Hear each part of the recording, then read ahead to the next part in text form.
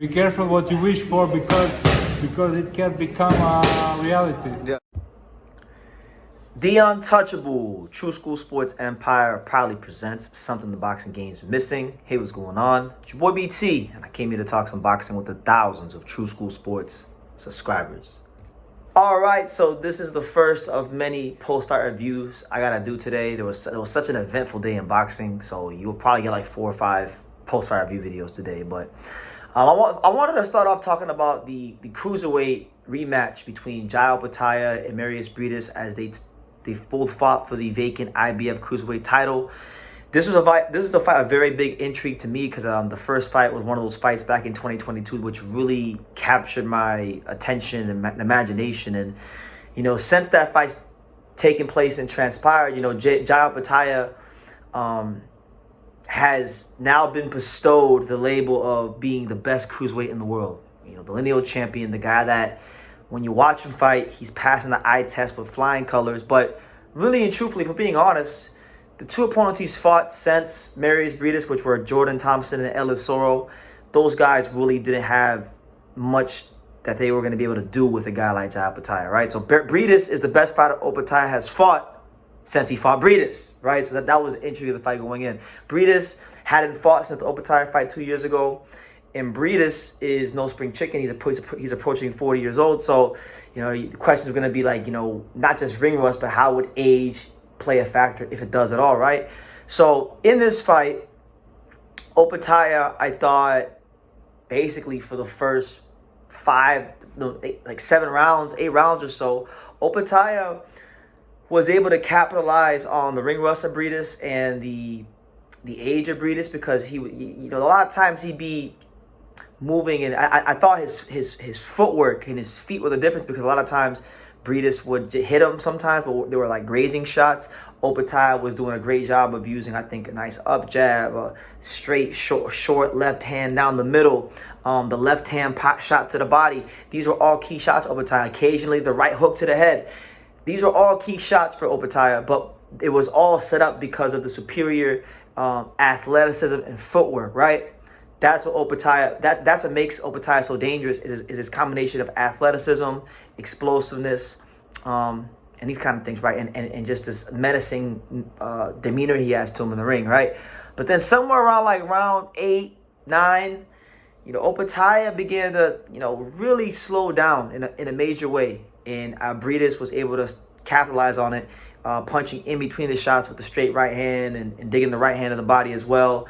And it got to a place where pretty much from round, 8 or 9 on up, Opetaia had ran out of gas. He ran out of gas. I thought there were a lot of rounds in the back half of the fight where he was conning his way through the rounds. He was, trying to kill time and hold them, and sometimes a bit excessively. And Briedis really had him in some real trouble. He even had him hurt one time. But luckily for Opetaia, his youth, his activity, his legs, they were just enough in this occasion against Briedis, and he was able to get the win again over Briedis. And shout out to both of those true warriors of the sport. They put in 24 rounds together, 24 hellacious, magnificent, wildly entertaining rounds. But Opetaia wanted to get the win, but he gets the win. But I think, and this is where I want to be careful, honestly, because nobody's really like knocked out Briedis or dominated him or anything like that.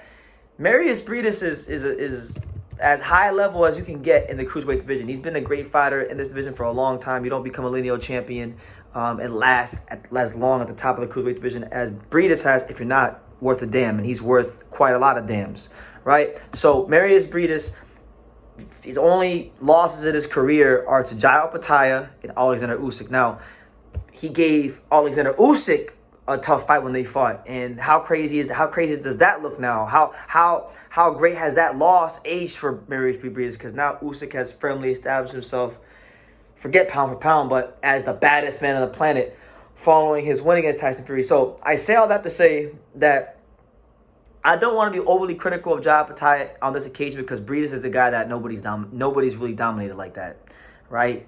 And he's you could argue he might be a Hall of Famer or at least in the Hall of Very Good, right? So my thing is this: he gets the win against a tough, hard opponent. But if you're a cruiserweight champion like a Zoro Ramirez, a Noel McCallion, or a contender in the division, someone like a Isaac Chamberlain or a Chev Clark or these kind of guys, even a Marcus Brown, if there's anybody who may fight a guy in Opetaia soon, if you have a chance to fight Opetaia, you will take confidence from that performance, because Jai Opetaia in this fight, he looked like a guy that is getting by mostly on athleticism, and that only lasts but for so long. What happens to Jai Opetaia when inevitably he runs into a fighter who can offset some of the athleticism he does have and makes it more of a boxing match, makes it more of a fight where you can't just utilize your speed and athleticism, and you got to sit there and actually outthink your opponent. That's what I think. That's where I think the challenge is going to lie for Jai Opetaia moving forward in this cruiserweight division. Look at a guy like Gilberto Zoro Ramirez, a guy who's a top grade upper echelon fighter. That's the guy I feel, because he may get matched up in unification with Jai Opetaia. If Zoro fights Opetaia, Zoro's going to look at those last 4 rounds as something that he can capitalize on if they fight. And I think Opetaia can use his experience to get better, and he's going to need to quickly and swiftly, because like I said, these guys are going to take confidence from that, and maybe it's just a thing that happens with Mairis Briedis, because Mairis Briedis is such a top fighter. Maybe other guys can't take him to that dark place like Mairis Briedis. But if it's not just a Mairis Briedis thing, Opetaia could potentially be in some trouble. But nonetheless, he got the win. Boxing, like I always say, is a results-based business, and it was a great fight from both men. As far as Mairis Briedis, look, that has to be quite possibly the last we see of him. If it is, and then congrats to him in advance on an amazing career. I mean, Mairis Briedis has been one of boxing's most consistent performers for a very, very long time. Beating a lot of good fighters, been at the top for a very, very long time. And it wasn't any surprise to me that, Jai Opetaia had a tough time with him again. So, he may have a place in Canastota later on down the road, because the reality is, you can't really tell us the story of the cruiserweight division in boxing without mentioning Mairis Briedis. So it may take him some time to get in, but I think that'll be a good debate. Is he in the Hall of Fame, or is he in the Hall of Very Good? I mean, what do you guys think? Because it's not like he just stayed in the one-weight class for 2 years and had a period of time. No, this guy was a dominant fighter, a very good fighter for a very long time, and one of boxing's toughest weight classes to make it in. The cruiserweight division is traditionally a very tough division to make it in. So that being said, shout out to Opetaia, shout out to Briedis. Let me know what you guys think. What did you guys make of Opetaia's performance? Do you think I'm reading too much into him fading down later on in the fight? And how do you see him against potentially like the champions like Zoro Ramirez, Noam McCallion versus Ryan Ruzicki in the winner of that fight, or Chris Smith? And if none of those guys can be Opetaia, is there a guy in the rankings that you guys feel beats him? Let me know in the comments down below. Make sure you guys take the time to subscribe. And like I say in every single one of these videos, you can love me or you can hate me, but I'm just a kid from Daniel. So until next time, take care, guys. Thank you for watching another video on the untouchable True School Sports Empire. I'm at the Boxing Hall of Fame out here in Canastota, New York. And for more great boxing content just like this video, make sure you click and subscribe right over here.